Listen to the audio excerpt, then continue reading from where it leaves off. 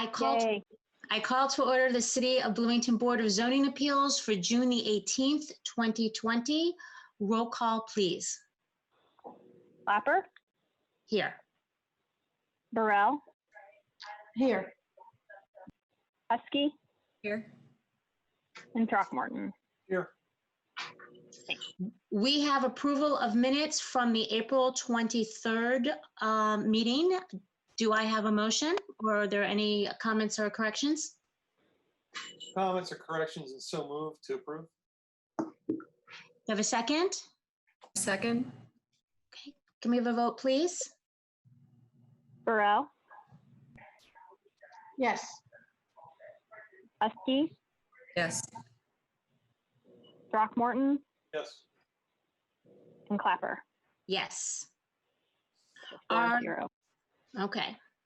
Are there any reports, resolutions, and communications this evening other than for the public when there is an opportunity for comments on petitions?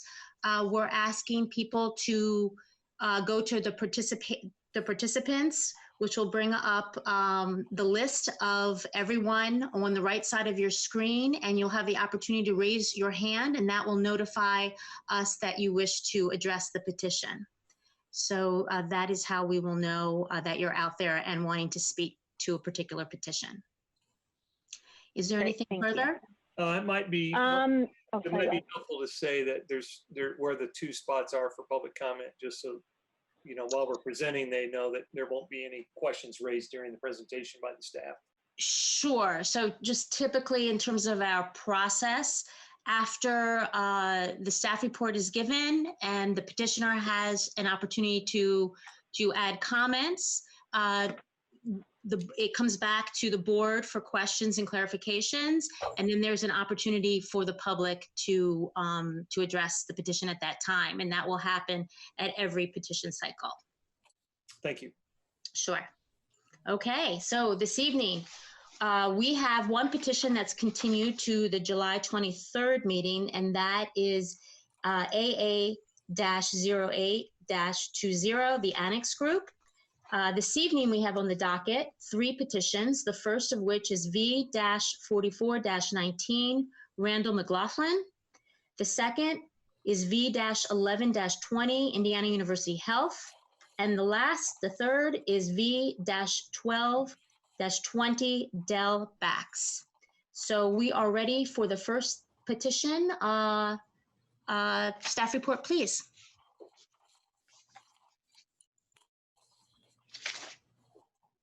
And that's Ryan, right? Yes. Hang on, sorry, one So there he is. second. Mhm.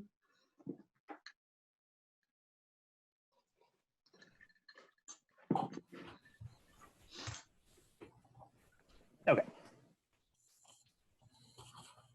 All right, so this property, this petition's for the property located at 621 North Lincoln. It's a roughly 3,300 square foot property that's been developed with a detached single family dwelling. The property and all surrounding properties are within the residential multifamily district.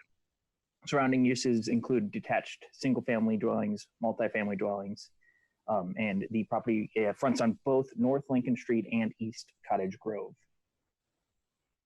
The petitioner is requesting variances from 2 standards to allow for the construction of a deck.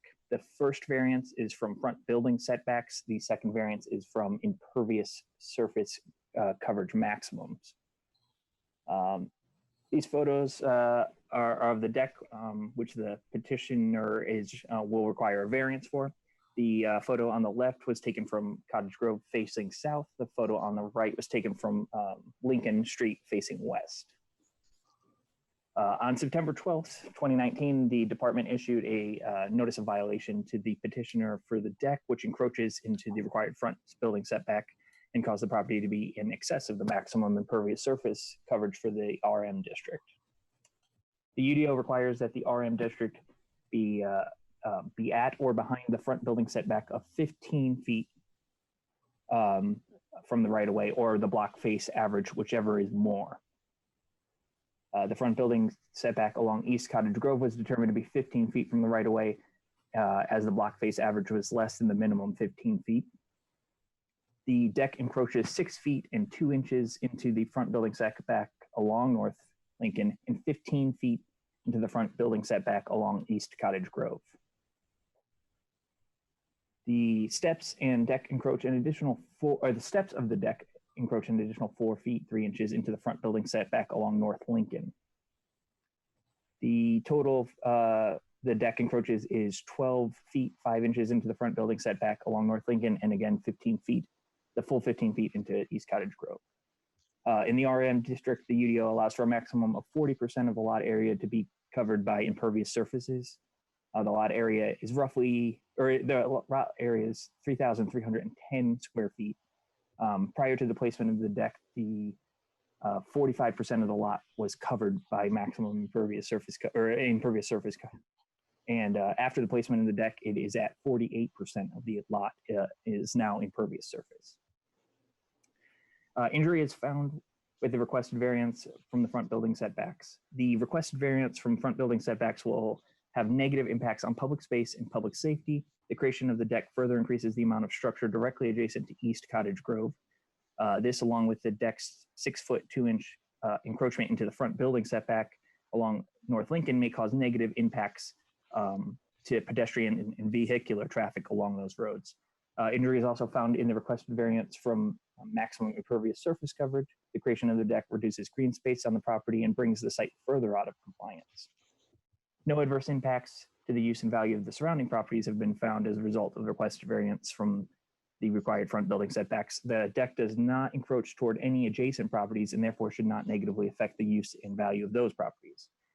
No adverse impacts to the use and value of the surrounding properties have been found from the result of the requested variance for the maximum impervious surface coverage. The lot was previously over the RM district standards for impervious surface and should not affect adjacent properties. However, on July 16th, 2019, the department did receive a complaint from an adjacent property owner about the deck. No practical difficulties are found in the use of the property as a result in the strict application to the setback standards of the UDO. While the deck is a common building feature on residential properties, they are always incidental to the primary use. The property will be able to continue its previous use as a detached single-family dwelling. There are neither environmental constraints nor topographical challenges which prevent the property from meeting the terms of the UDO. As such, the requested variance will not alleviate any peculiar condition on the property that limits its use. No practical difficulties are found in result of the strict application of the impervious surface standards of the UDO as well. The site is currently in excess of the UDO maximum impervious surface allowance. Because of the construction of the deck because of this, the construction of a deck would be limited. However, the limitation would apply to any increase in impervious surface coverage and is not unique to the construction of the deck nor the proposed use. The requested variance will not alleviate any peculiar conditions on the property. Based on the written findings of the staff report, the department recommends the adoption of the proposed findings and the denial of V-44-19.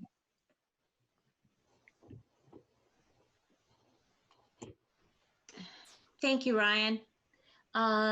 Petitioner's representative, could you please state your name? Okay, this is Mike Carmen representing Randy McLaughlin, the petitioner. Do you swear to tell the truth, the whole truth, and nothing but the truth? I do. Okay, you have up to 20 minutes. Okay, thank you. There's not a lot of factual dispute in this. There's certainly some dispute on conclusions that staff have drawn, and I want to go back through the staff package just briefly and ask you to make note of several of the pages. In the presentation that Ryan just went through, I can't tell you what the page number was and the number of pages of the packet that was distributed to you. It'd be, I'd like to start with pages 6 and 7. 6 was the schematic of the neighborhood, is the kind of the diagram approach. I don't know if that can be, share the screen and go ahead and get that back up. Well. Ryan, can you please share those images again? Yes. Sorry, I missed what ones you're trying to see. Well, on the packet that was distributed is page number 6. I think it was probably the third one you put up is the schematic diagram, the neighborhood showing the lot lines and rights-of-way lines.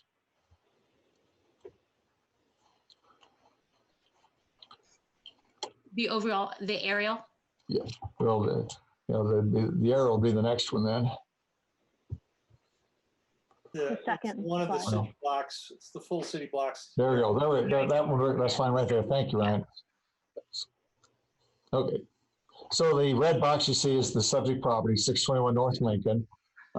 What I'd like you to take note about this one is you can see the structure outlines are kind of faint, but on all the properties and the surrounding right across, most importantly, is on the east side of North Lincoln, right across from this property and that block from 10th Street to Cottage Grove. You can see how close the structures are. Every structure on the east side is within a couple feet of the sidewalk. We're 6, even with the steps coming down from this deck porch, we're going to talk about that in a few minutes, but even with those steps in place, you saw the photograph, it was the slide just before this one, that shows the 6 to 8 feet that the steps, the bottom step, is still back from the sidewalk. This is tremendously further back from that. How we can conclude that these steps create an interference with use of Lincoln Street and the sidewalks when every property around it is closer. We're going to look at some other photographs of other properties in a minute to make that how stark that is. You go to the next one, Ryan. I think it was the next one was the aerial photograph. Just stop there. You can see these are the steps in place. The sidewalk at Lincoln is at the bottom of that right-hand photograph with the leaves. You can hardly see it, but you can see the concrete walkway leading out. You can see how far back this is set from Lincoln. I'm sorry, I just cannot find any support in the facts for the staff conclusion that these steps present an interference with the public use of Lincoln Street right-of-way, sidewalk and road. What you have on the left side photograph would be the Cottage Grove side. Cottage Grove is a one-way street, east to west. Traffic moves east to west. And so you see this, yes, the existing building is actually a few inches closer to the concrete abutment there that was raised from the sidewalk. This is set back just a little bit further. But again, it's difficult to find how this location interferes with the use of the sidewalk or the street. It does not present a visual blockage. You can the next photograph, Ryan, if you'd go on back to your slides again, the next photograph showed, if not there, that one's fine, thank you. This is, you can see the corner. This is on East Cottage Grove, across the street from the subject property. You can see the deck there in the corner, one-way traffic. You can see a wide open intersection. It presents no blockage to pedestrians, no blockage to traffic, to what's going on in and around it. So this finding on number 1, that this somehow has negative impacts on safety, you just cannot find that. It's just not supported by the facts. The finding number 2, they've already indicated no adverse impact on surrounding property. So the typical dispute or the difficulty with any variance is usually this number 3, this issue of practical difficulties. And some of you, we've had this meeting before, and so I'm not going to belabor and repeat everything there, although for the benefit of, we have at least one new member tonight, I understand that. I presume you've had an opportunity to read petitioner statement, you have the background and a little history on the petitioner owning this property, removed the concrete steps, well, actually didn't remove them, they're covered over, built the deck and the steps to lead up to the deck, so the entry now at door level to this property, which was an elevated entrance, is right off the deck at the appropriate level.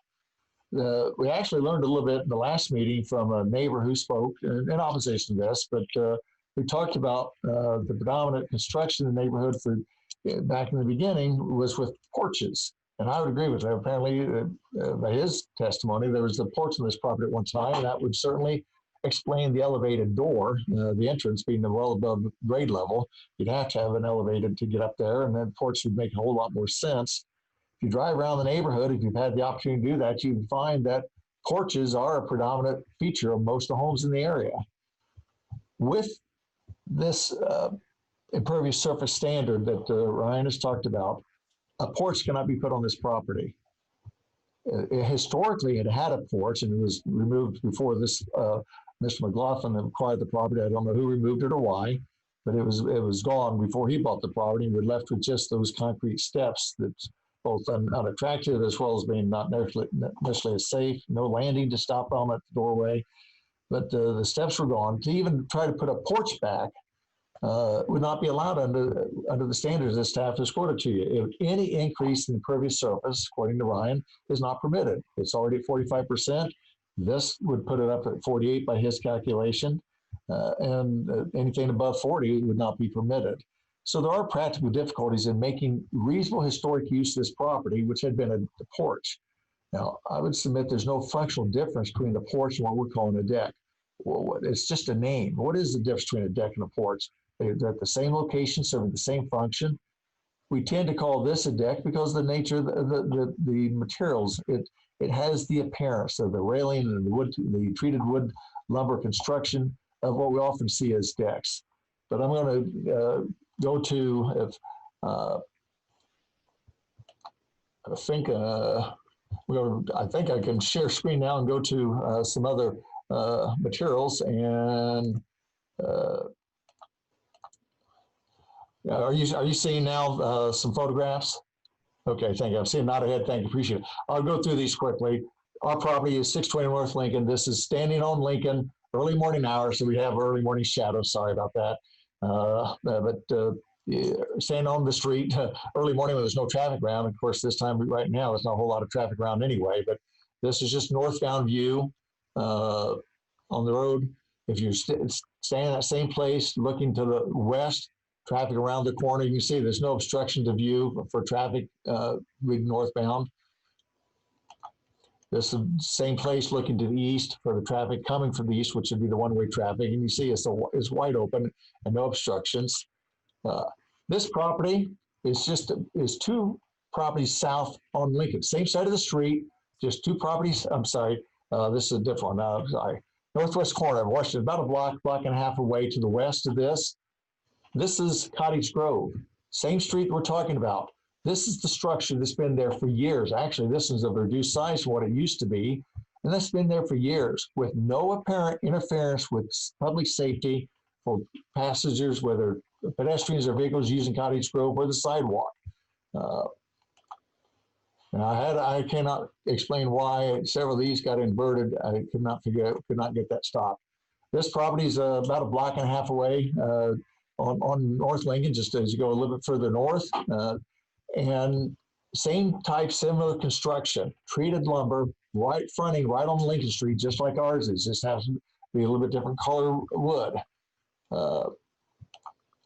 This property is kind of a dark photograph. I'm sorry about that. You can see that 714 North Washington. So just a little over a block away to the west, almost just north of Cottage Grove.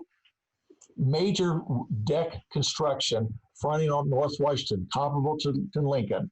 And you have this major construction of the similar type materials. You can see the railings that surround the elevated deck, porch, whichever you want to call it.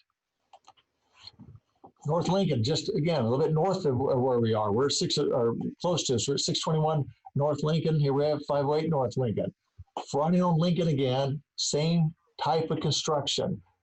Wood steps with the treated lumber. This one, I believe, actually is painted. It's not left as natural. Sorry. 703 North Lincoln, North Washington. So again, we're just over there a little more than a block away to the west, and we have the same type of construction. Obviously, set further back from the Washington right away than what we're talking about on ours.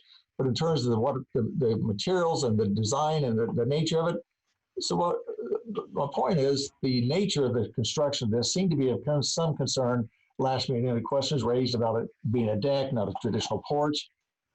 This is typical construction in the neighborhood of newer construction. Older homes, older structures with finished porches on them are what I would call the more traditional porch by style and design, not elevated. But I will stop the share and go back now. So what we're left with is a structure that serves good purpose, It gets an improved safety approach into the entry door.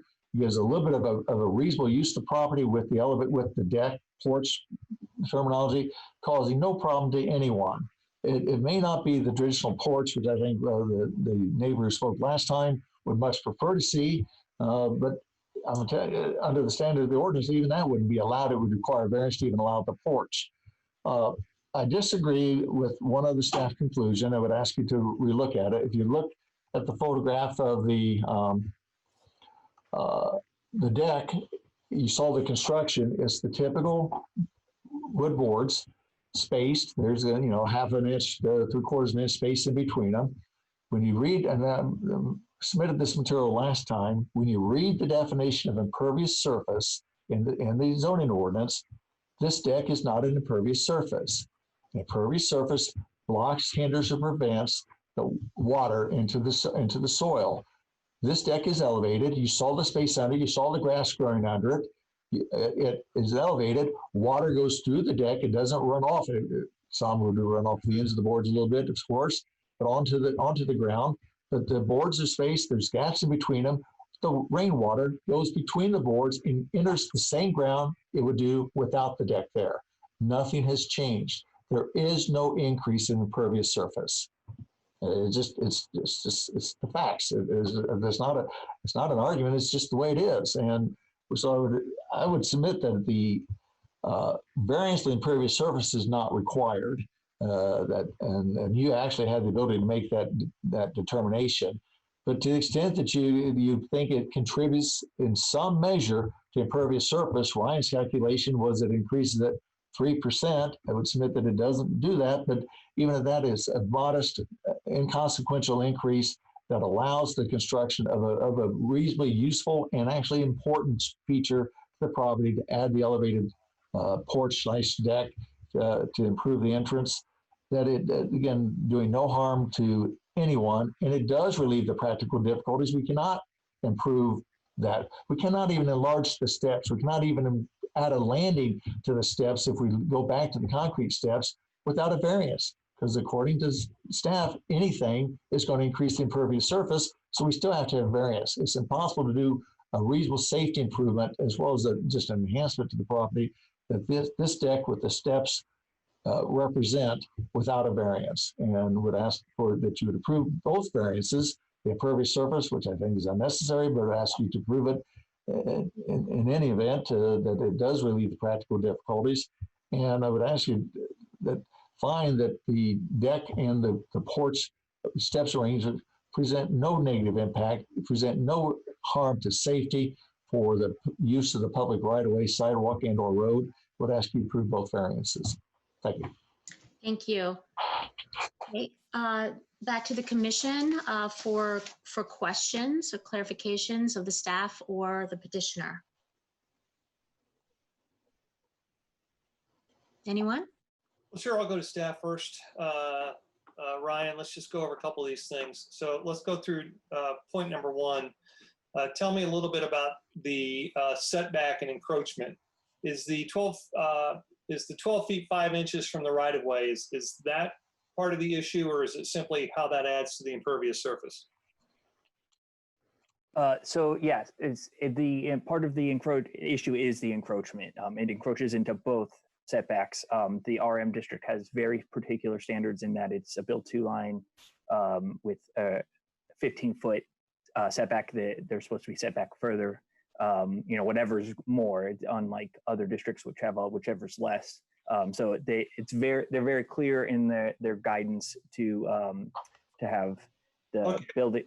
Well, be very clear, Ryan. Then how far exactly are they over what's allowed on both sides? So it is 4 feet and 3 inches. Oh wait, hold on. I'm sorry.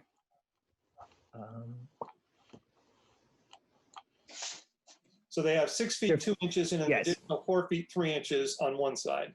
Yes. So they're the full 15 on East Cottage Grove and 12 feet 5 inches on North Lincoln. Okay, so let's take the impervious surface out of this. Sure. The new deck that was built, or porch that was built, is in fact over what's allowed on the encroachment. Is that correct? Yes, it's correct. Okay.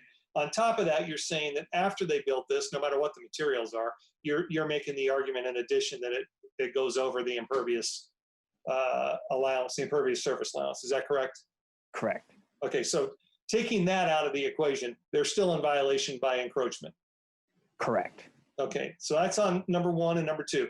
So number 1 and number 2, your findings are valid based on the fact that they need a variance from us in order to build, no matter what it is, that far out, correct? Yes, sir.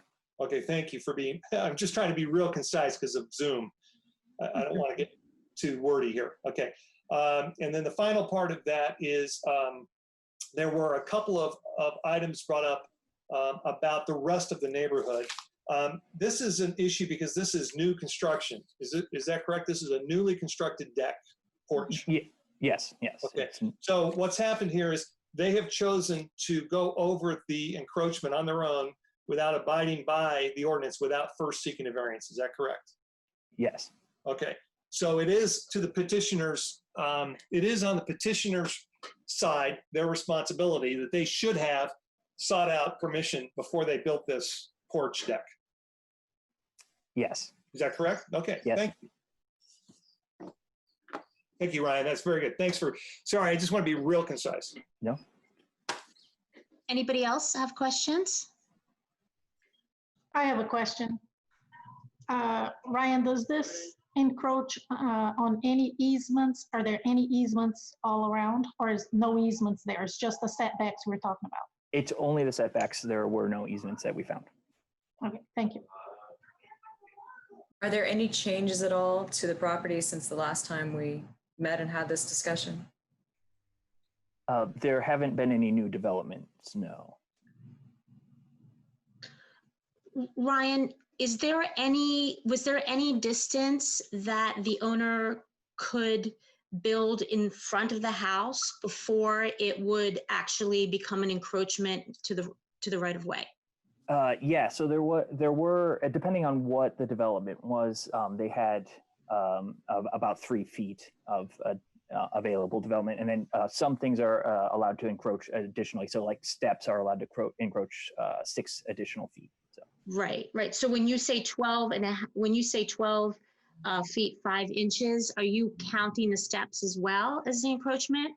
Yes, so the steps are past what would be acceptable for steps. So Okay. they are fully counted. Okay. And could you tell us a little bit about, now this was filed under the previous UDO. So could you tell us a little bit about how the UDO views deck construction and how it's distinguished from porch construction? Sure.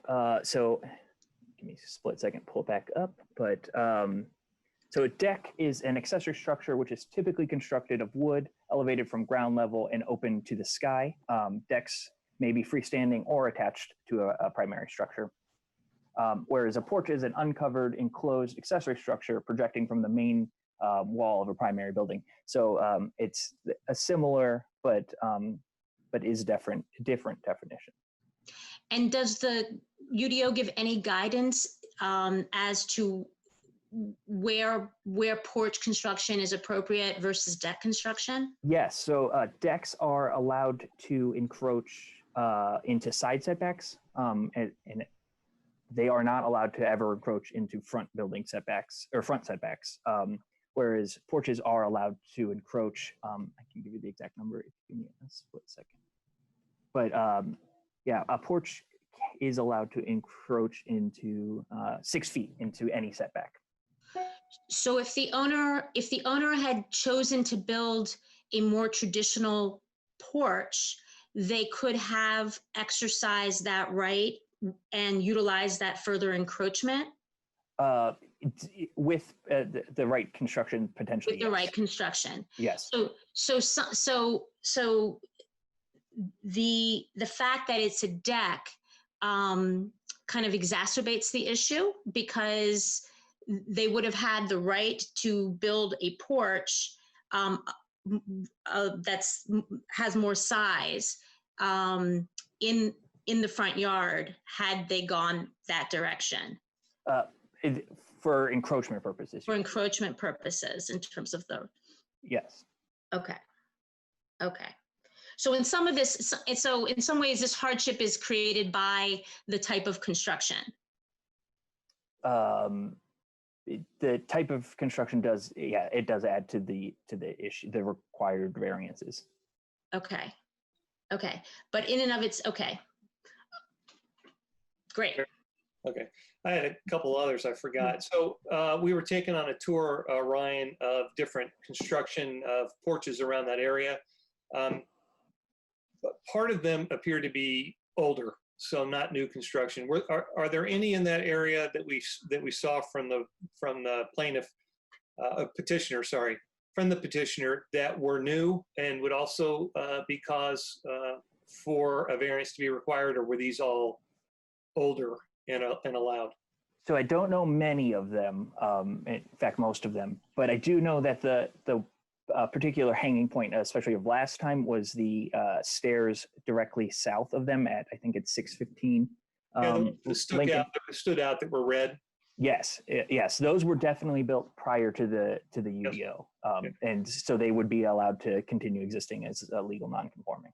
Okay, but the point is that if you went through that neighborhood and there was additional, any of those that we saw were out of code, they could also be brought up and be requested to have a variance if they're newer construction, correct? So correct. Whether we see something that's old that doesn't apply, or we see something that's also out of compliance, that's irrelevant to the decision we make, which is individualized to the particular case that we're hearing. So I just want to bring that up, that what we looked at from the petitioner, the examples from around the neighborhood are irrelevant to making a decision about whether this particular case is or is not in requirement of a variance. Would that be accurate to say, Ryan? Yes, sir. Thank you. Hey, Joe, if I can say, so in that vein, we talked about it a little bit last time too, but yeah, so the decks, the specific red one that Mr. Carmen talked about last time, and apparently some of the other ones that they showed do appear to be legal non-conforming. They just look old, you know, and that's fine. They can continue on. So just for people who don't know, that's kind of what people who usually call grandfathered. They can continue on as they are and have typical maintenance to keep them in good order.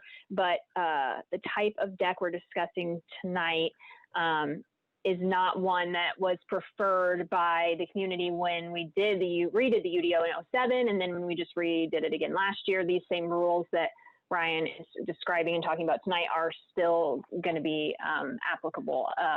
Just, I guess, trying to make the point that yes, they are out there, but they do cause other issues, especially in a college town, and people don't prefer that we, as the community, has not been preferred that they be allowed to encroach and be by the roads and stuff like that. Right. So, and I get that, Jack, yeah. and I appreciate that, but it kind of runs counter to what the point I'm trying to make, which is, while that might be true, the point is that it's irrelevant to the petitioner's right. case, Yeah. and that's what I'm trying to stress. So you should be just looking at this site only. That's correct. Exactly. And while I appreciate the petitioner showing us that, and I do appreciate the point that you made about what the community is attempting to do, I think that what we are tasked with is to look at this individual case and read the code and see if any of the findings by the staff should be upheld.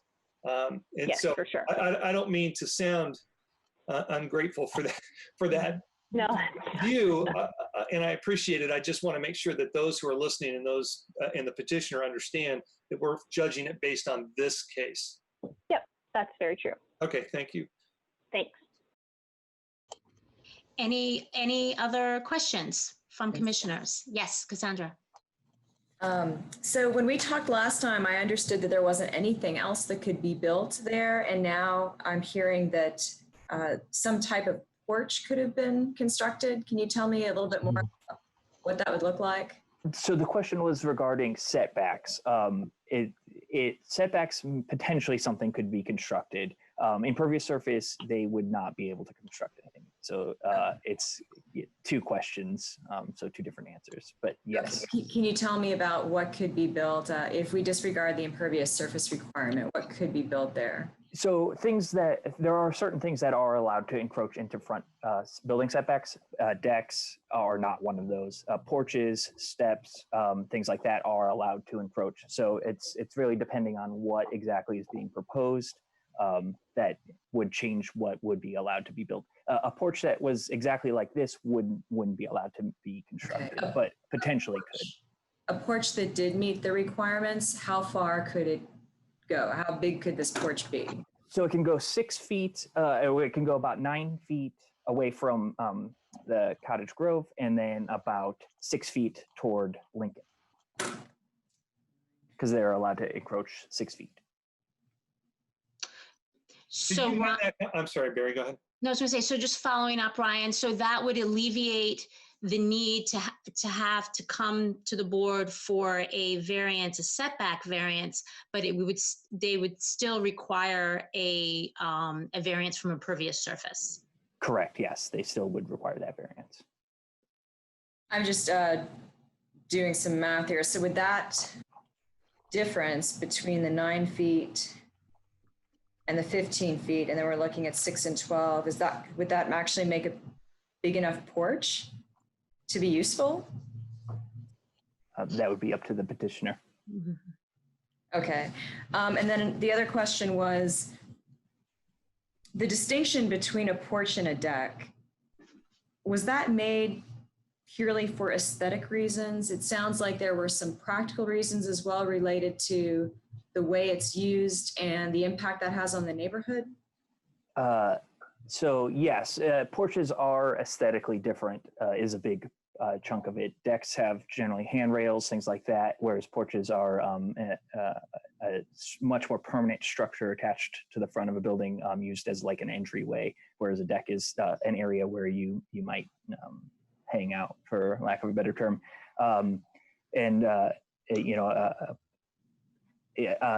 The construction materials are different, and then the fact that decks are traditionally raised, whereas porches aren't always raised. They generally have steps leading to them, but not always. It's not a requirement. Okay, thank you. And I do think, oh, sorry, Cassandra, if I can piggyback on that. I do think, I mean, if you think about traditional decks, or they're usually in the back. So the porch, which is the more architectural or permanent feature, would be on the public-facing side. And then if you had, if you wanted to expand your kind of outdoor living area, typically decks are on the back of the house. I mean, I don't know, obviously that isn't in every community, but I do think that that's kind of a general difference. And I did want to say, when Mr. Carmen's talking about the impervious surface coverage stuff, I mean, in the definition of impervious surface, while he is right that it talks about preventing absorption, it also says or impede. So, I mean, the determination that a deck of this kind counts against impervious surface is something that's been in place for many, many years. And the definition, including that caveat or impede, it seems to be something that supports that and has always been supported by our legal support. And so that is why we carried it forward with this petition as well, just as a point of clarification. Thanks.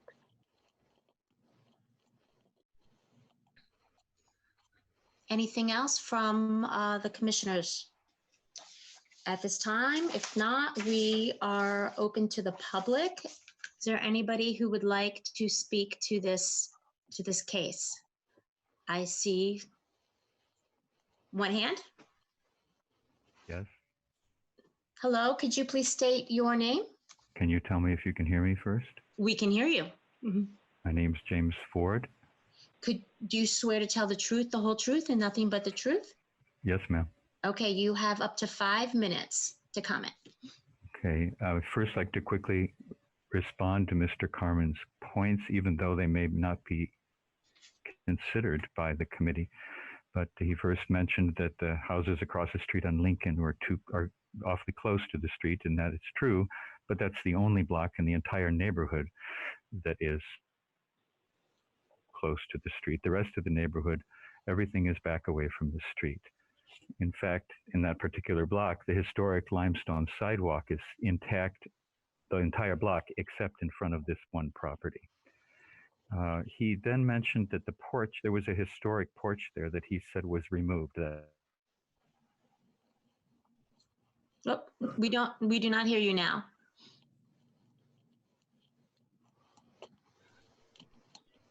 Mr. Ford? I think we've lost him.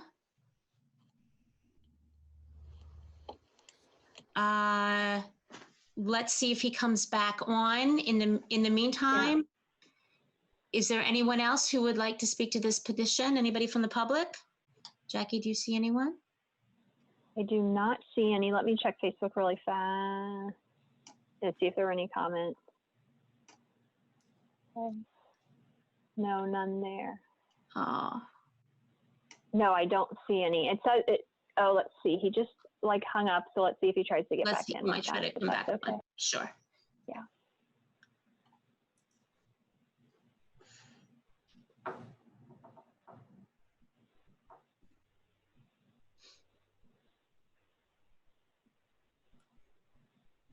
Not yet. Not yet. Mm-mm.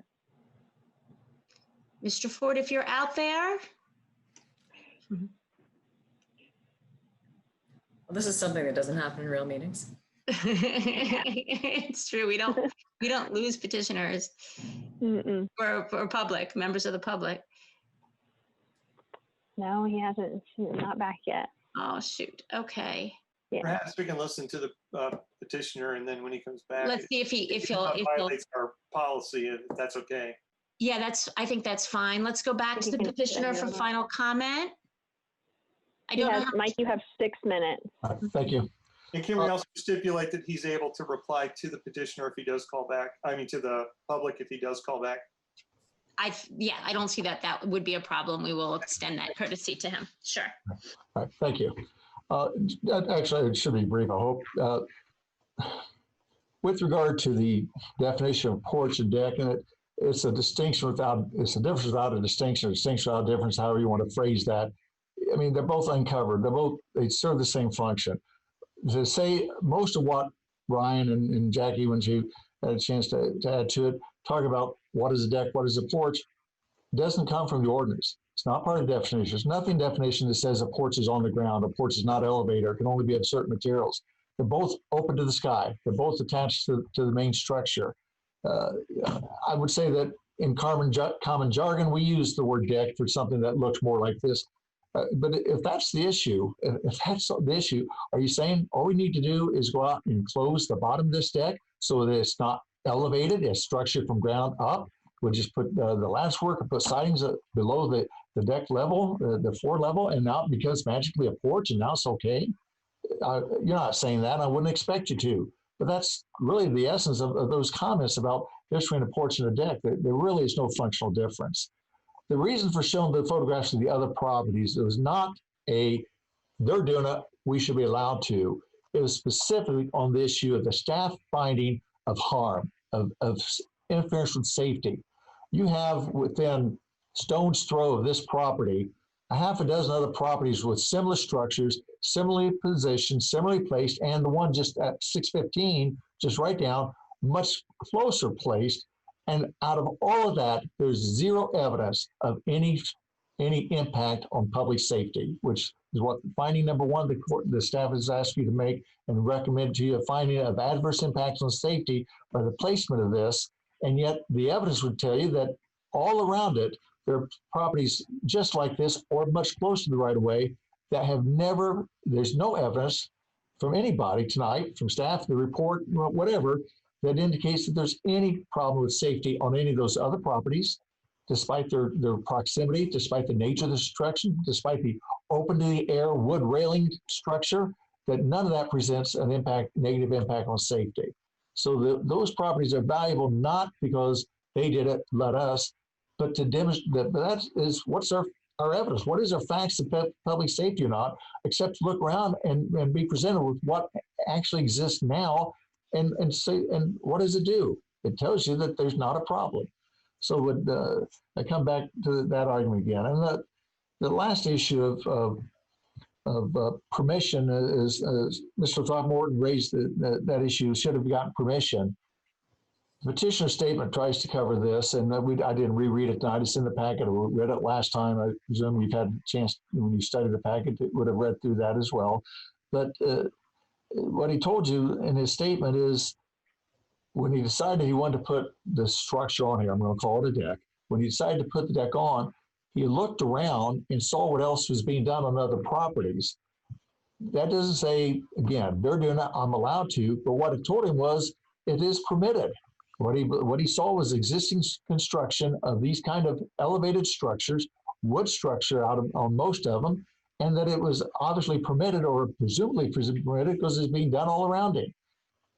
All that did was not cause him not to go ask anybody, did not go to planning and ask him, is there any issue because of this? So look, he was building a structure that was not even within 3 feet or 4 feet of other structures in their proximity to Lincoln Street and the sidewalk. He set, 4 feet back further than that of the same type of materials being used around him. And he concluded, he thought he could connect the dots.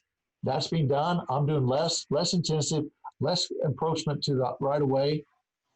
There's no way I can be wrong. There's no way I can be hurting anybody. That he concluded incorrectly because the detail of the ordinance does not suggest that he acted in defiance or thumbed his nose at the ordinance, but he acted what he thought was reasonable. And this is not the first time, and it's certainly not going to be the last time you're confronted with the variance on that kind of a scenario. It is not a permission's easier than forgiveness easier than permission.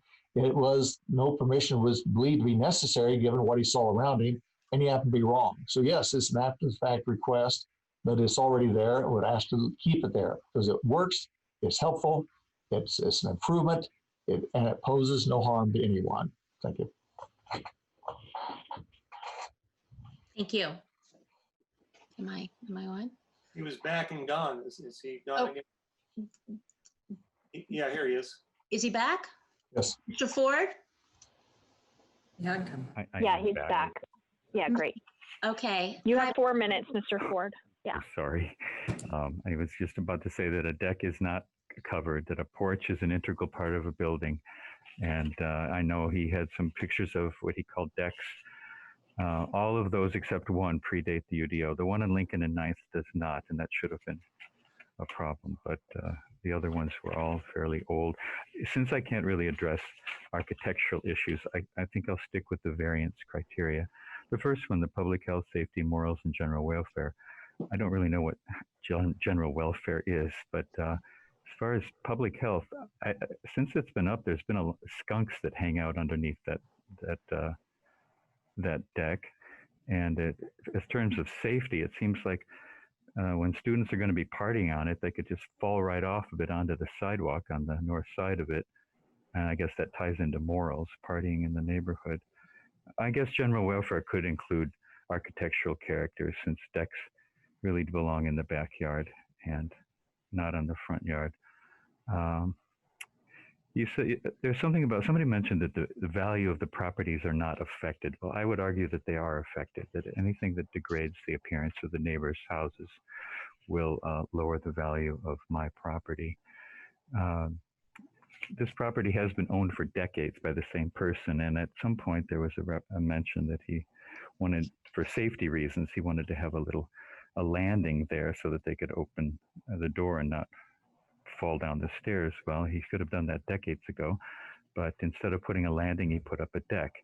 I think a 3-foot landing would suffice if it would follow code. 3 feet landing plus some stairs would be fine, rather than providing a place for students to hang out and party in the front yard, which is invariably what will happen.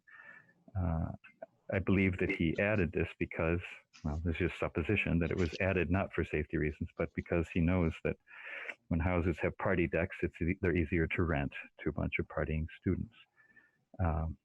He hasn't attended to this house very well. It was recently cleared of squatters by the police. It's just a house that it's just lowering the general welfare of the neighborhood, in my opinion. There's really not, I don't have anything more to say, but thank you for letting me speak. Thank you, Mr. Ford. So we are back to the board for discussion, further questions, and action. We promised to give Mr. Carmen an ability to reply to the public. Oh, of course. I'm sorry. Well, I wasn't going to ask anything, but thank you for reminding us. I'll take 20 seconds. if your decision making is going to turn on speculation of what students are going to do, you're never going to prove anything. There's no basis for that speculation. I believe it inappropriate. Also, don't think it's germane to the issues you need to decide. And would ask you again, just keep repeating myself now and ask you for the variance. Thank you. Thank you. Thank you. I have a question for the staff. How much discretion do we have? Say this petitioner came forward, because there's a I think a distinction being made between the character of a porch and a deck.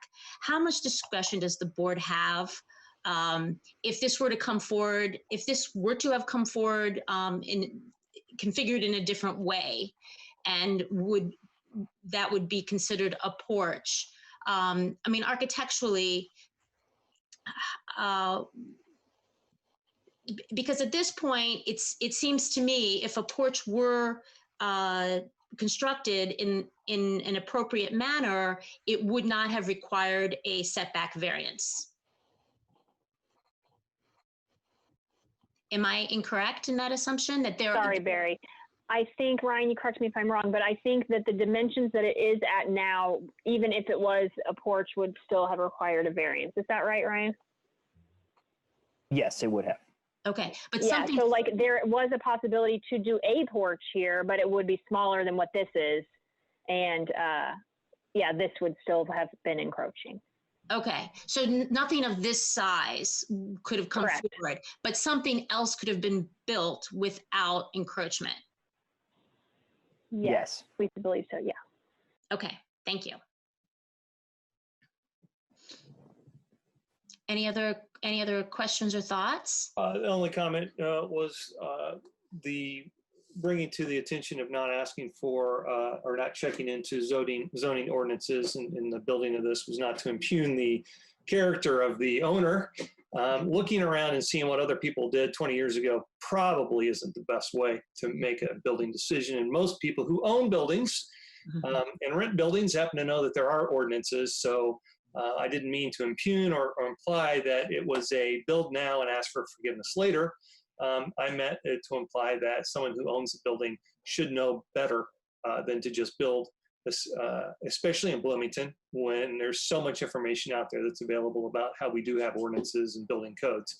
It should have been done. And looking around at what the neighbors did in the past isn't a good building policy. So I just want to make that distinction. I'm not saying that this case is a build now, ask for forgiveness later. I'm saying it was poor judgment. Anyone else? If not, I'm ready for a motion. I move the adoption of proposed findings and denial of V-44-19. Do I have a second?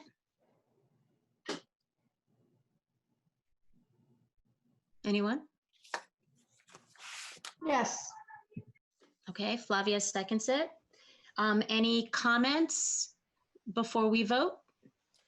My comment is I appreciate the questions both from President Clapper and also from Commissioner Cassandra Husky. I think that it's frustrating because I do think that this house would have been enhanced greatly by a nice porch, while the porch may have been smaller.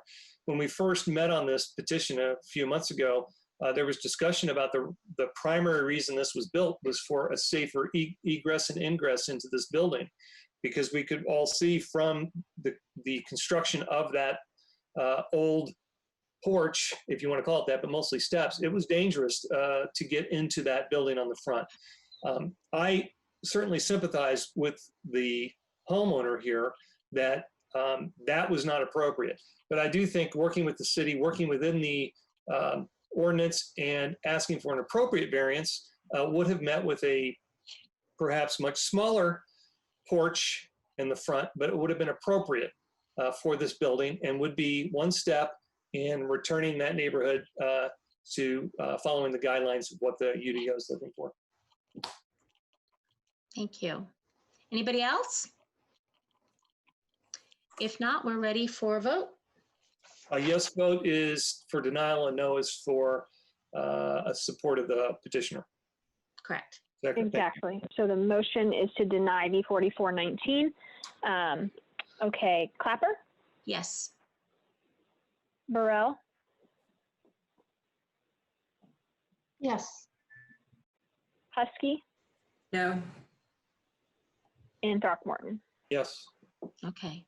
The Okay, so the petition, motion passes 3-1. petition is denied. Okay, thank you. Thank you. Okay, our second petition tonight is V-11-20 Indiana University Health. Staff report, please.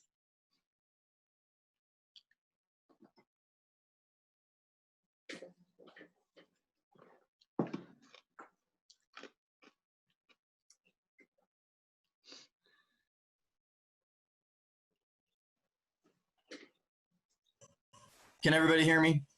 Oh, yes. Oh, okay, great. I don't know anymore if I'm being heard or just talking to crickets here. So next petition, this is a request from EMS, Emergency Medical Services, for a property at 914 West 1st Street. The petitioner is requesting a variance from side yard parking setback standards and from driveway separation standards in order to allow for the construction of a parking lot and building on the site for an ambulance dispatch building. So this is located on the kind of west side of town, off of West 1st Street. On the right side, you can see kind of a general site location map. The hospital is on the right side. The property is outlined in red. The property is zoned medical. So this is being reviewed under the old code. So although you see the current zoning district abbreviations here, it is being reviewed under the old code and is medical zone. So the property is vacant. It has a parking lot on it that's being used by the hospital, but will be used for a new building for an ambulance dispatch. So real quickly, some of the surrounding land uses consist of various medical offices, medical clinics, and then the main hospital building is just immediately to the east of this site. So the petitioner is requesting to allow for a 2 drive cuts on 1st Street. So one of the variances is being requested is to allow for the parking to be located within a 10-foot parking setback. So they are proposing approximately 3 feet or so on the west and the east side. The zoning code requires a 10-foot setback. So it is not all of the parking area that is being requested to allow it to be encroached within the setback. It's really just kind of the turnaround areas that allow for the ambulances to enter and exit the building. Those are still considered drive aisles and are being and are required to meet the parking setback standards. But for the most part, all of the parking in the driveway aisles meet the 10-foot setback requirement. So the petitioners have installed fence and landscaping specifically along these areas where the setback is being requested to vary from. You can see that on the west side and or the left and the right side of your screen, the west and east side of the sites. There will be an opaque fence located along those parking areas, as well as evergreen shrubs in order to visually buffer that as well. So the second variance that is being requested is from the separation requirements from an adjacent driveway. So you can see on the aerial photograph here, there is a driveway just to the east of this that lines up with Euclid just to the south. That driveway serves as an access point for this parking area for the office to the east, as well as kind of a secondary access for the offices just to the north, and I think a church to the north as well. I'll zoom back out. So you've got several buildings that are just to the north of this that predominantly use the 2nd Street as their main access point, and you can see the driveway kind of circles around, accesses a maintenance building, and really just kind of serves as a secondary egress for the majority of the uses there. However, the zoning code does require a 50-foot separation from drive cuts from an adjacent drive on the same street. So the petitioners are requesting a variance in order to allow for, it's about 15 feet or so, maybe closer to 20, from this drive cut to their proposed drive So those are the two variances that are being requested. So staff did find a peculiar condition in that there are limited areas of the city that are zoned for medical uses, and even further restricted by the requirement that this use be located in the hospital service area. So these two criteria create a hardship, certainly in locating this use. This vacant property is unique in that it meets these specific criteria, and that the size and the scope of the building and the parking areas are very similar to a typical office. So in addition to that, the location of the driveway on the adjacent property to the east creates a hardship on this property in terms of placing the driveway. And it's certainly essential that ambulances be able to enter and exit this property in order to serve the community. So the two-way access is needed in order for this use and on this property. So with that, staff is recommending approval of the variance with the two conditions that are listed in staff's report, and I'm happy to answer any questions. I should also mention that we did get a letter of support from the hospital. I emailed that to some of the BZA or all of the BZA members, but they were kind of reiterating some of the statements that I made regarding the necessity to have this use on this site within their service area, and the need to serve the general community as well. So that came out after the packet, so that is why that was not included in the packet. But you should have that in your email. But that was the gist of that letter. So with that, I'm happy to answer any questions. Okay, thank you, Eric. The petitioner's representative? This is Jeff Fanyo. Can you hear me? I can. We can. Thank you, Jeff. Do you swear to tell the truth, the whole truth, and nothing but the truth? I do. Okay, you have up to 20 minutes. Okay, thank you. With me tonight on the line is Anne Marie Bullen, Ellen Biggs with IU Health, Marianne Valenta as well, and then Joe Raper and Mary Enchast with CSO Architects. We're in agreement with the staff report and the staff findings of facts, and ask that we ask for your approval as such. And I'd like to reserve the rest of my time for any remonstrance comments, should there be some, and I'll be happy to answer any questions you have. Okay, thank you. Thank you. Board, questions for petitioners or staff? Quick question on the cut, which is, could you put that slide back up of the overhead of the proposed, not that one, but the, yeah, of the new proposed, not landscape, the one prior. Yeah, so back, yeah, you had it. That one, the site plan. So there's two cuts requested. Is it necessary? Explain the necessity of two cuts that now requires this variance as opposed to just going with a single cut. That would that single driveway cut, would that fall within code? So I can address that real quick from staff's perspective, and then I imagine the petitioner will probably address that as well. Sure.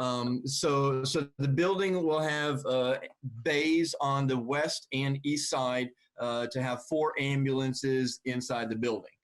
So in order to be able to get to both sides of the building and have ambulances be able to enter and exit independent of each other, as well as pass each other, so they have designed 2 drive cuts on either side of the building. So they could not do one drive cut and still have access to both sides of the building and allow for ambulances to enter and exit independent of each other and meet the parking setback requirements to have parking located behind the front. And so that would 2 drive cut. That makes sense, Eric. Thank you. Yes. Okay. Thank you. That's a peculiar instance. Thank you. Yes. Any other questions? I have a question too. Can you explain the reason for the driveways not being too close together? I'm assuming it has to do with sight lines and traffic and them not pulling into each other. But if you give me an example of what bad might happen there if they're close together.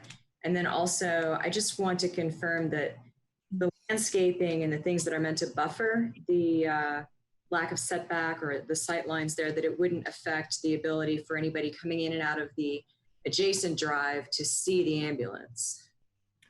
Yep, absolutely. So I'll touch on all of that. So this driveway separation, the 50-foot that's required between two drives on the same property, for these two drives, certainly it is to mitigate turning conflicts as people coming and going. So with a typical office, you're going to have people coming and going different directions. With this being an ambulance, you're not going to have the same heavy traffic coming and going at all times. Ambulance runs are hopefully very sporadic. So this is not the typical use for an office where you've got lots of people coming and going at all times. It's a lot more dispersed. So the landscaping that you can see here, the shrubs have been placed further back along the areas of the site just where they're requesting the setback variance.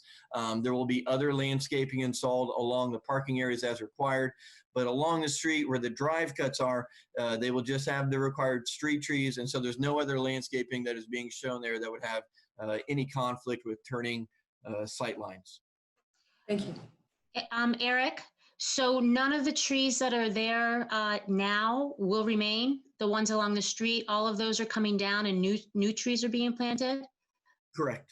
Yep. So they would be removing the sidewalk. So there's a monolithic sidewalk that's there now that will be moved back so that a proper tree plot is installed.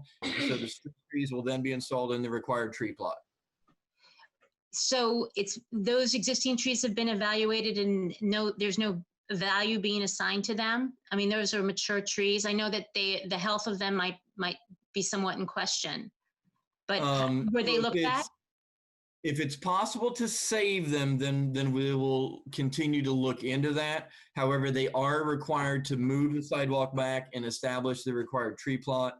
If we can save the existing trees, then certainly we will. But it's unlikely given the amount of work that's going to happen here with the two drive cuts, the sidewalk relocation, that we're probably going to be able to save it. But obviously, we'll make every effort to. Okay. So those are city trees. Obviously, those will have to be placarded and noticed before they're removed. Obviously, like I said, we'll make every effort to save them, but given the amount of disturbance that's happening in the front, it's unlikely.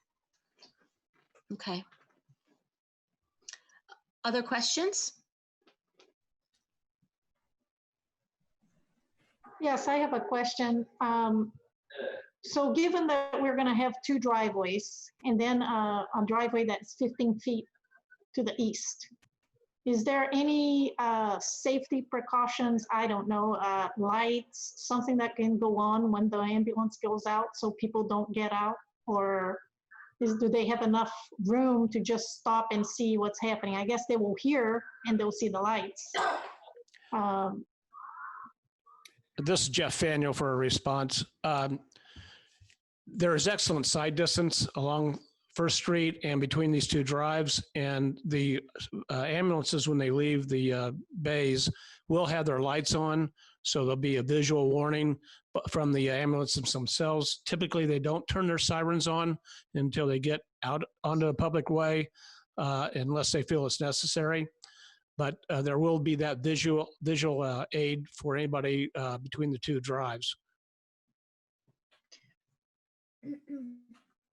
I have a question for the petitioner.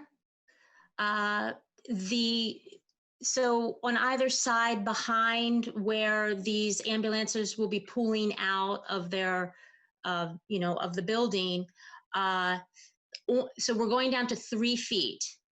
On the west side, there is a very significant change of grade. There is a retaining wall that looks to be in the order of somewhere between 8 feet at least. I mean, it's almost a full story difference.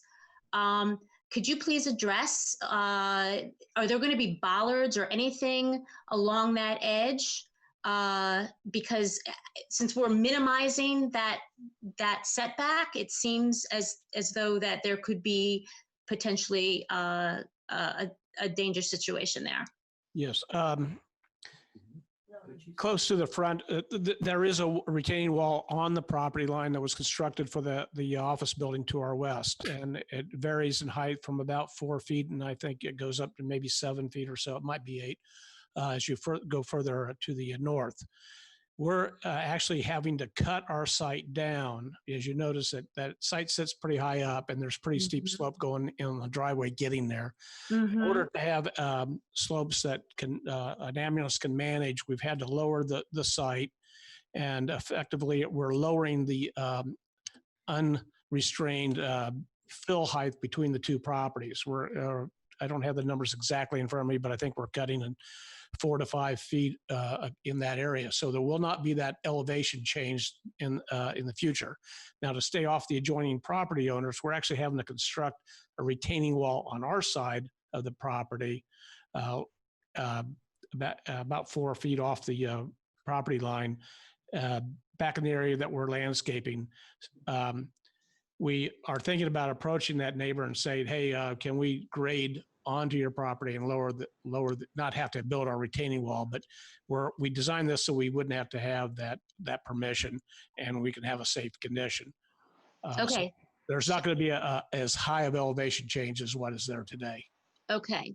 So, and what I'm hearing is there will be a physical impediment. So when these ambulances might be pulling out, quickly, and then, moving, I imagine they maneuver pretty quickly, that there would be no occasion where they could go too far back and actually go over the edge. That's correct. There's both a curb as well as a retaining wall that would be an obstruction. Okay. Thank you. Other questions? Okay, seeing none, we are to the public for comment. Is there anybody on the line who would like to comment? Please raise your hand if so. Jackie, I don't see anybody. Do you see anybody? I don't see anybody, Barry. Let me check make sure we didn't have any Facebook comments real fast. Okay. Yeah, we don't have any there. Okay. So no, I don't see anyone. Okay. So we are back to the petitioner's representative. If they have anything further they'd like to add at this time.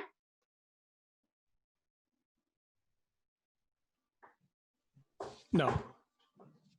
Okay. Then we're back to the board for action. I'll move that we adopt proposed findings, approve V-11-20 with the following conditions of 1, a grading permit's required prior to the site disturbance, and 2, the variance applies to the site plan and use only, and any future change in use must meet all requirements of the UDO. Second that. Okay. Can we have a vote, please? Burrell, Yes. Husky, Yes. Throckmorton, Yes. Clapper. Yes. 4-0. The petition is passed. Congratulations. Thank you. Thank you. Thank you, Eric. Thanks very much, Eric. Okay, we are on to the final petition of the evening, V-12-20, Dell Backs. Staff report, please. Keegan? Yep, can you guys hear me okay? Yep. All right, just one second.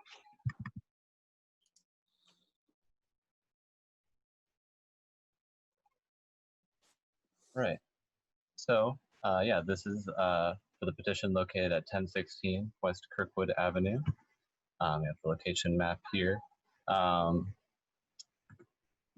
So for the property overview, you'll see the property is approximately 5,600 square feet, currently zoned R3 residential small lot. Current land use. Keegan, excuse me, we're not seeing the major slide. We just. Oh, really? Yeah, it's just set on the opening slide. Oh. It's not advancing. Hit your slideshow. Really? Okay. That's strange. So. Okay, like press F5, Keegan. Press F5. Yeah. How about now? No. Do you have more than one screen? I do not. I'm on my. It's advancing on my screen. That's why I was. Oh, that's weird. Can you try to like exit out of it and try it again? Sure. We're just seeing like the setup PowerPoint page Really? Okay. where all the slides are on the left, you know? Yeah. Okay. Sorry, one sec. Thanks.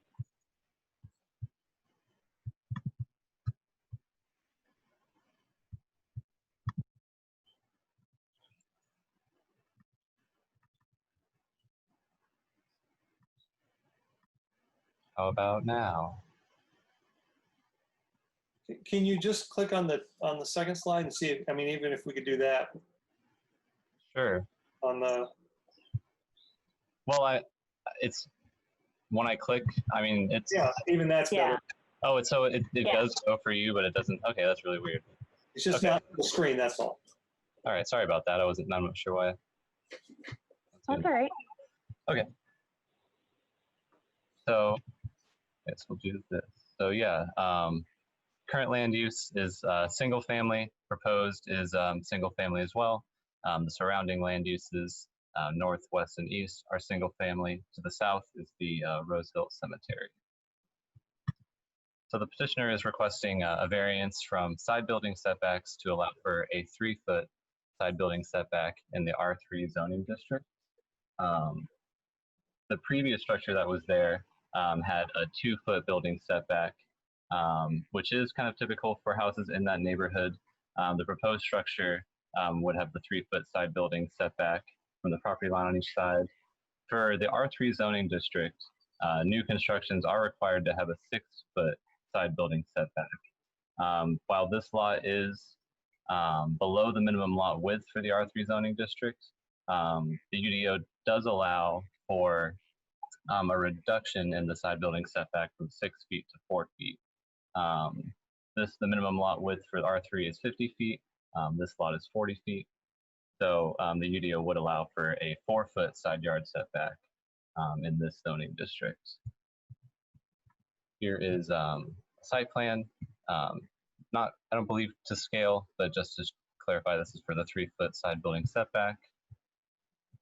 The petitioner submitted some photos of the site where you can see this is the previous structure, which is demolished now, I believe. But you can see there was the 2-foot side building setback. And just to give you context for the rest of the area, you know, there are very small setbacks in that neighborhood. All the lots are, you know, like this essentially. And you can see there's, you know, just some more pictures to add context to the area. So for criteria, findings for a variance, for the first one, no injury to the public health, safety, morals, or general welfare is found with this proposal. The side building setback is similar to the setback of properties in the neighborhood, and the proposed setback would be closer to compliance with the UDO from the previous 2-foot setback.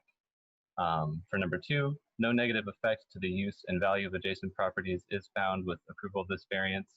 The proposed structure is a single-family residence, which is what is intended for this zoning district. And the previous structure did not meet setback requirements, and it was, I believe, vacant and, you know, in need of repair. So the petitioner is going to be constructing a brand new structure, which will be, you know, an improvement for the property and the neighborhood. For number 3, strict application of the UDO would not result in any practical difficulties peculiar to the property. A single-family residence meeting the setback requirement of 4 feet could be constructed on the site. And while this lot is smaller than what is the minimum lot requirement in R3, the UDO does allow for a decrease in the side building setback by up to 2 feet, so allowing for that 4-foot side yard setback. The petitioner is requesting to reduce the side setback to 3 feet, which is a difference, of course, of 1 foot. But no peculiar conditions have been found on the site that would necessitate a building that does not meet the setback requirements. The UDO allows for the decreased setback, which the department finds provides reasonable relief for the reduced lot width. So in conclusion, the department does find that strict application of the UDO would result in, or would not result, excuse me, in practical difficulty. While the property is located on a lot that is substandard in size, the UDO does allow for the reduced setback of 4 feet. So the department recommends that the Board of Zoning Appeals adopts the proposed findings, and denies V-12-20. And I can take any questions.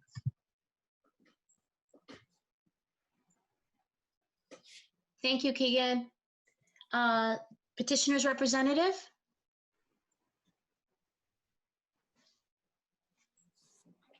Is there someone here who's speaking to this petition? Dell's here, right? Yes, can you hear me? Now yes, we can. Okay, great.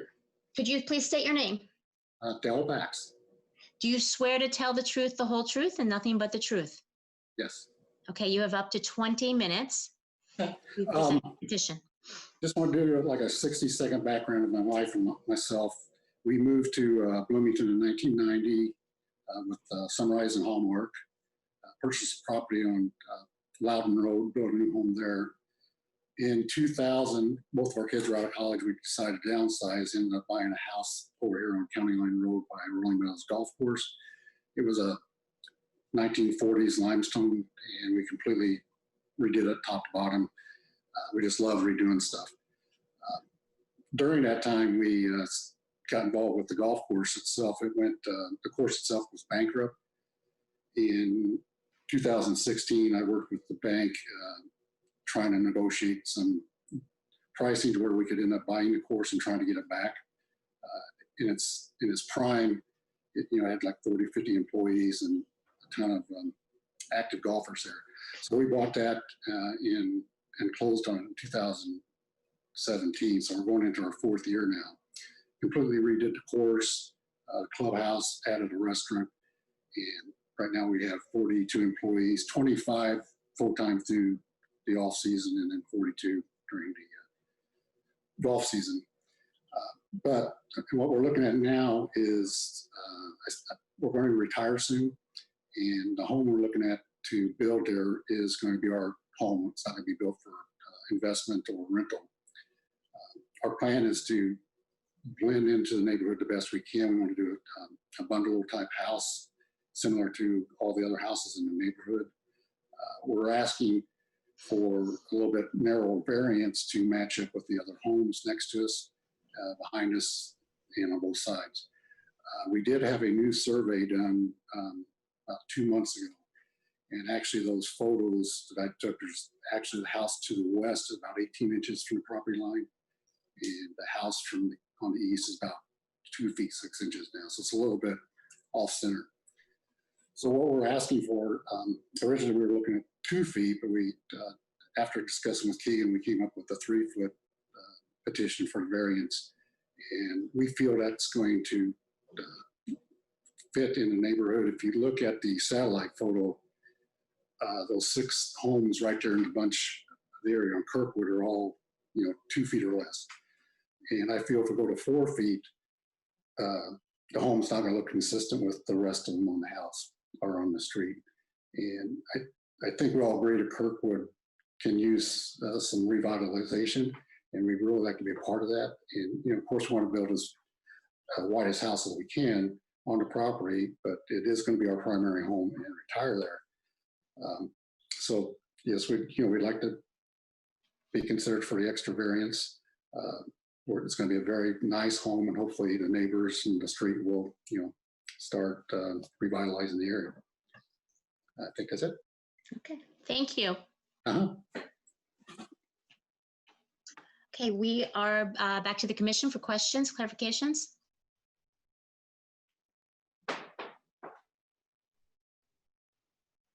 Anyone? So sorry. Yeah, go ahead. Flavia?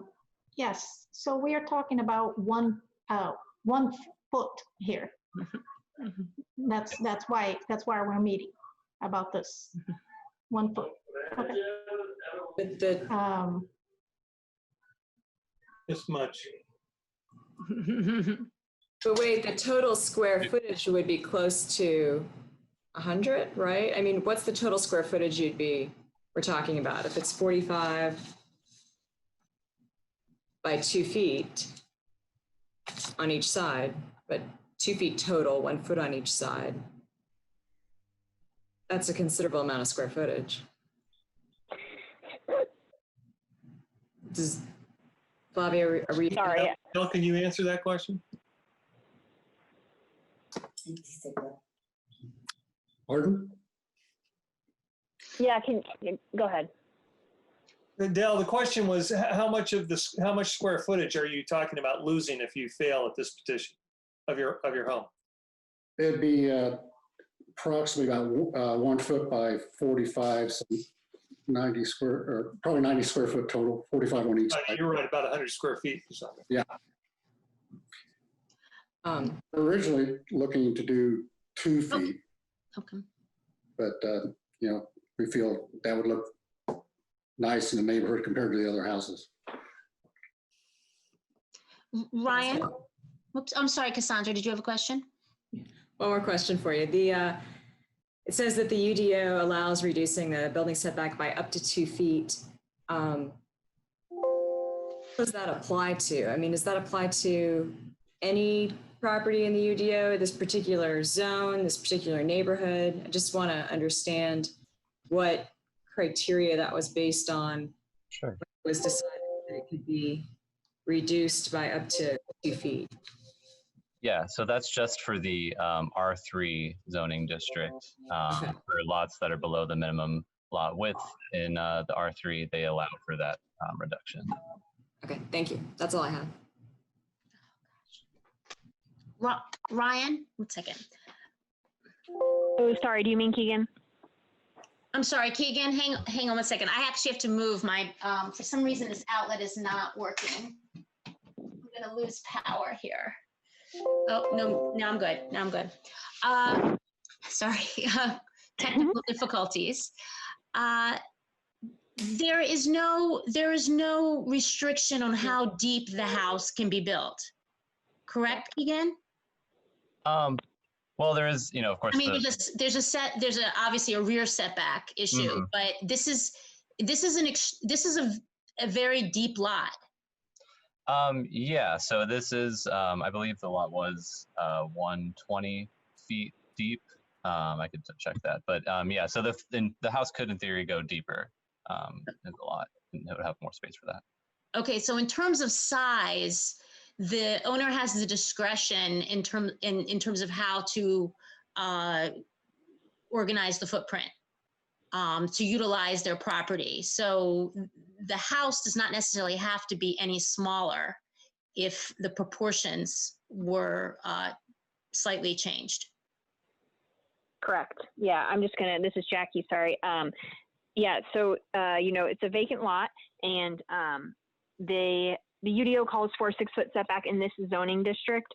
And if your lot, and Keegan described this, but just to say it again, if your lot doesn't meet the width requirement, the width allowance for the zoning district, if it's smaller than that, then the UDO allows you to have the reduced side yard setback of 4 feet. So the standard setback is 6, the reduced setback is 4. They're asking for 3. The other things that limit the size of the house on the property. Oh, hold on. Yes, you are. The other things that limit the size of the house on the property are the front and rear setbacks and the impervious surface coverage. And I think to your point, Barry, there are other options. It may not be the design that they initially wanted, but the house could become bigger to the north. Yeah. Could staff comment on the concern raised by the petitioner about the historic pattern of that block, and whether the UDO standard now negatively impacts that? Because my sense is historically, a lot of these lots are oriented very deeply. I mean, they're skinny lots and they're very deep. And so what we often find in terms of house types is that the narrow side of the house is oriented parallel to the street rather than the broad side of the house, where in a more suburban kind of context. So you often get houses that are much deeper than they are wide, as a typical house type in this kind of older neighborhood. Right. So I guess I would just say, to speak to the historic context, that those kinds of discussions were had in the UDO process, both in '07 and in the one we just did, to try to mimic and be able to repeat those patterns and allow these lots to still be developable in a reasonable fashion that reflects the historic pattern. And that is why the 4 foot is included in at all. So that you wouldn't get a bunch of oddly, skinny buildings on very skinny lots. So that's why that allowance is included in the first place, I would say. Okay. Was there any historical review of this petition? I mean, how does the Historic Preservation Commission, this is not within a district, but there was obviously demolition delay? I believe so, yes. Yeah, go ahead, Keegan. Oh, well, I was going to say that I believe Dell had been communicating with Connor about this, and they did get demolition delay for the demolition. And I believe they would, Dell, maybe you might know this, but, would you need, would Connor say you would need to get HPC approval for the new construction as well? Yes. Okay. Okay. So If it is in the district, then yes, they would need a COA. Okay, they would need a COA. Great. Correct. And just for those who don't know or may know, is that, their requirements aren't necessarily always exactly in line with our requirements, meaning they don't take into account things like setbacks the way that we do. Right. Okay. Any other questions? Yeah. So just help me understand of this. What are we losing by setting this back by another foot? 6 inches on both sides, exactly. This is to the staff. Like, what is the problem for just saying, okay, let's just do that? This is to Keegan. Keegan, yeah. I mean, I guess I would say, so it's not 6 inches on each side, it's a foot on each side. And, this petition is coming forward immediately after our, year-long public input process to set these requirements and adopt them. So for us, it's hard to, it was hard for us to find that they met the findings when, like you're saying, the difference is so slight that it seems like it could be altered. It may not, we run into this a lot with variances. It may not be exactly what they want to do if they were to do, if they were to be able to build exactly what they would like, similar to the deck petition. That's what they want to do. They think it is fits in with the surrounding areas, but it doesn't meet code. So, I mean, this just doesn't meet code. And we didn't feel that a vacant lot that had a smaller minimum lot width that is accounted for in code was presented practical difficulties that they couldn't meet the requirement that they couldn't meet the requirement. So I want to understand that. So the previous home that was there had 2 feet on both sides setback, correct, Jackie? Correct. But the code should have been 4 feet on both sides, but they were given an allowance up to 2 feet. So the previous home that was there, I'm sure was there since before there was zoning. So the previous house that was there would have been there since, I would say, at least the 20s.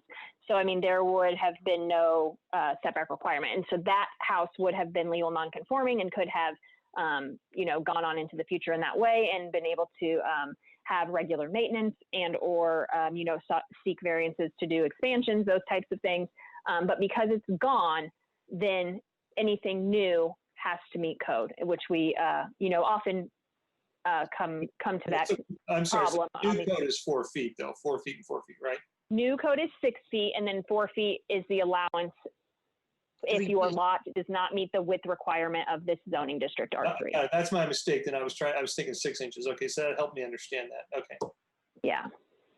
So the code. So it's 6. Yeah. Sorry. The code Go ahead, has Barry. an allowance for this type of circumstance so that you could reduce the setbacks further. It recognizes skinnier lots, essentially. Yes. Yeah. So the code acknowledges that this happened. Yes. Correct. I'm sorry, Jackie, but the petitioner is asking for more than the allowance that we've already provided. Yes. Yes. Correct. And that additional allowance is, tell me again, a foot? 1 foot on each side. Is that correct, Keegan? Yes. So a total of Yes. 2 feet additional setback overall from what we've already allowed. Thank you. That makes sense. Yes. I have a question then for Dell, which is, so what is the, what's preventing you from building further back as opposed to all the way out, another foot on each side? It's, I mean, we could do that. There are plans to put a garage in back because the only way to get into the home is through the alley. So you have to have a garage facing the alley to park your cars. And I think, it allows for like 40 or 50 feet between the house and the garage. So it's, it's just narrowing that green space for, gardens, plants, trees. My wife's a master gardener, so it's, I mean, the more space you can have, the better for that area. And again, I'm looking at the satellite photo again, and if you drive by the street, every house in, like, there's a 7 home section there are all within 2 feet. And if we go to 4, I mean, true, it's not that much, but honestly, it's not gonna be consistent with the other homes. And, that's, to me, I think that's an important part of that area in Bloomington, the historical part. Yeah, and part of the argument there that you're making is again, what's existing there now doesn't mean it's going to be existing there. You're taking over an empty lot. It's in a rebuild, and those homes are older through there. And so, with anything, progress is looking forward as to what might be, where the new UDO is talking about those setbacks. So Jackie, make sure I'm understanding that right. But the idea is we're looking ahead as to what that block could look like as redevelopment goes through it, because those homes aren't going to stand there forever. Is that accurate, Jackie? Yes, I think that the UDO, yes, is looking forward, is not entirely trying to reflect the historical patterns that in some ways, may contribute to unsafe situations. There are now requirements for fire separation of homes that didn't exist in the 1920s, and we try to have those incorporated. And so I bring that up because, part of the decision-making process is that unfortunately there's always the first. There's always the first person on the block that has to have a sidewalk put in from redevelopment. And you have that argument, well, there's no other sidewalks. Well, somebody's got to be first. So that'll be something that I want to take into consideration when we're thinking about this. So, Mr. Bax, would you like to comment? Yes, as far as the homes in the area, I'm sure some probably will be torn down. This one was vacant for right at 8 years. We met with the Historical Society with Connor. At that point, they were looking to refurbish it. They determined you couldn't.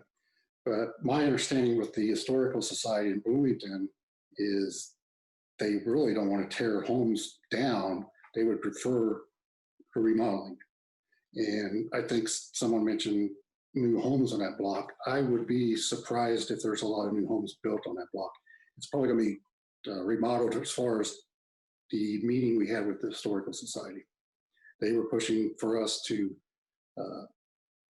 remodel that home. And we couldn't.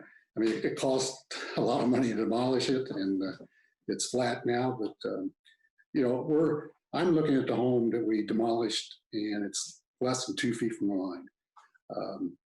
We want to really do something nice for that area, and we'll go with the decision, but we're just trying for that extra foot on each side. Thank you.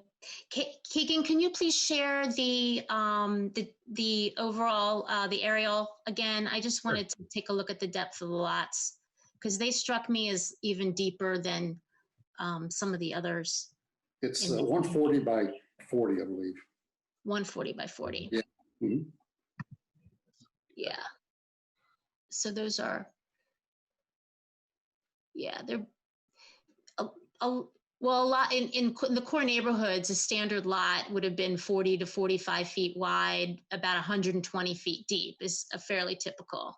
So I actually would think that these are on the deeper side, is terms of what's offered. Can I make a comment on the lot? On lot depth, sure. Yeah, if you look at the lot to the east, there's a garage. It's right on the alley. And I know that that can't be done now. I think it's, Keegan, was it 10 feet back? So we have to have that setback and then do a 24 by 24 garage. The lot looks kind of big right now. By the time you set that garage back 10 feet, put a 24-foot garage, it's not a lot of green space.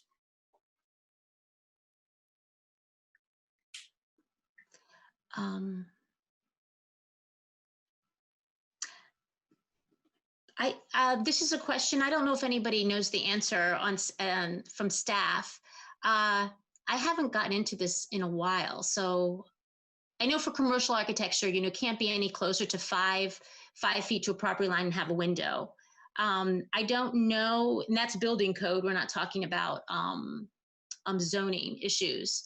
But does anybody happen to know if that also holds for residential architecture for the 1 and 2 family code? You might remember this, Barry, but do you remember when Mr. Wissing did some buildings on Smith? I don't know if you were already on the BZA. It was before my time, but I think it was 6. It's either 6 or 4, I think. What did you say it is for commercial? It's 5. Well, 5, you start to have limitations as to how much open. Or having to have the firewall or. Yeah. You have to be rated construction, and it starts to get, you know, I just didn't know. I can't, without looking at, I just haven't had to deal with that professionally, that we're so close to a property line on a residential structure. So. Sure, I don't remember off the top of my head. Sorry, I want to say it's 6, but I'm not positive. And so yes, then that becomes a question of, you know, how much of that is on one property as opposed to the other when there's 2 properties next to each other. That, you know, the burden of making sure that those requirements are met. Well, typically it's your separation from the property line, so it would be 5 feet. And so ideally, you can't be any closer than 10 feet on a commercial structure, you know, between 2. So the property line is obviously at 5. So I would think it would be similar. Yeah, so then here I would say, I think based on just knowing a little bit about that case, but again, not positive, I do think it's 3 then, because I think the total separation, I think, is 6. Total separation is 6. Okay. I'm pretty sure. So, right. So the reason I ask that is because you start to have to look at limiting your openings along that side of the house, because there are concerns with fire jumping from property to property. That would be something that would just need to be followed up on. If in any case, if you're closer, I think, than 5 feet to the property line. Just to verify. Okay, we are to the public for comment if there's no further questions at this time. Is there anybody from the public who wish to comment on this petition? I don't think we have any members of the public here right now. Okay. And there's nobody on Facebook. And nobody on Facebook. Okay. Nope. So Can we lose the share screen? Thanks. okay. We are then back to the petitioner, who I'm sure has remaining time. If you have any further comments. No, basically just as far as the neighborhood itself and discussions with the Historical Society, what they had planned or would like to see for that area. According to Connor in the meetings we were at, it's not going to be tear down homes on Kirkwood, West Kirkwood. They tried everything to figure out how we could redo ours, but it was just beyond repair. And actually, the foundation along the lot we had, the homes dated back to 1860. And I don't know how many more homes on that stretch or that were built in that time period. But yeah, when we demolished the house, we kept all the stone foundation and, you know, to use for a garden. But there's history on that street, and I don't think, I can't predict, but I would be surprised if there's going to be a lot of new homes built there. It's probably going to be similar to, I would guess, 6th and 7th Street, where all the remodeling's going on and the homes are really close together, and they're just making them nice. And I want to be as close as we can to the other homes, the look. But I understand you have codes, so that's, we're just asking for that variance. Thank you. Thank you. Thank you. Okay, we're back to the board for action. I'd like to ask a question before a motion's made. Is that okay? Of course, sure. So right now I'm looking at the recommendation for denial on the variance, but I do understand, in my opinion, probably the most telling argument for that would be to have the setbacks that are going to protect the homes on both sides. For some of the issues you brought up, President Clapper, which was the idea of fire protection and those types of things. So I think that the ordinance was probably designed in such ways to think about safety. So that's kind of what's weighing on my mind right now as I determine how to vote. And I'm just wondering if anyone else on the commission might have a different view to help me kind of work through my thoughts on this case.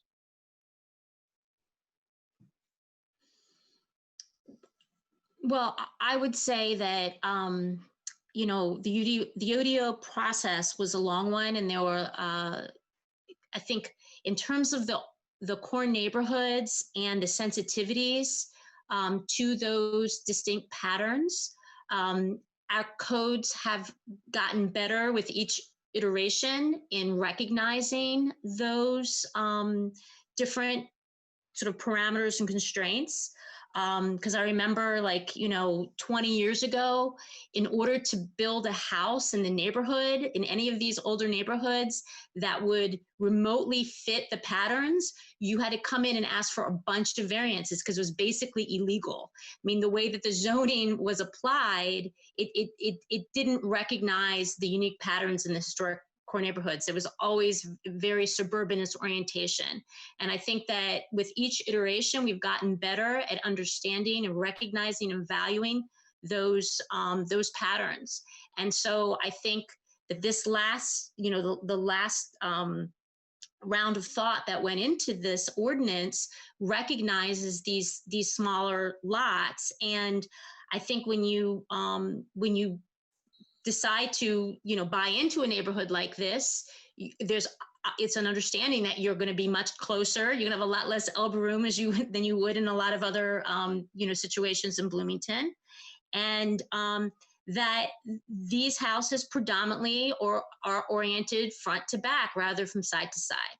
And so I think if you look at this block might very well be a little unique, but overall, these house types are fairly narrow and deep. And that's just kind of how they are. They run with the lot, the lot orientation. So I think the code the UDO does a good job at recognizing and making an allowance for this kind of situation.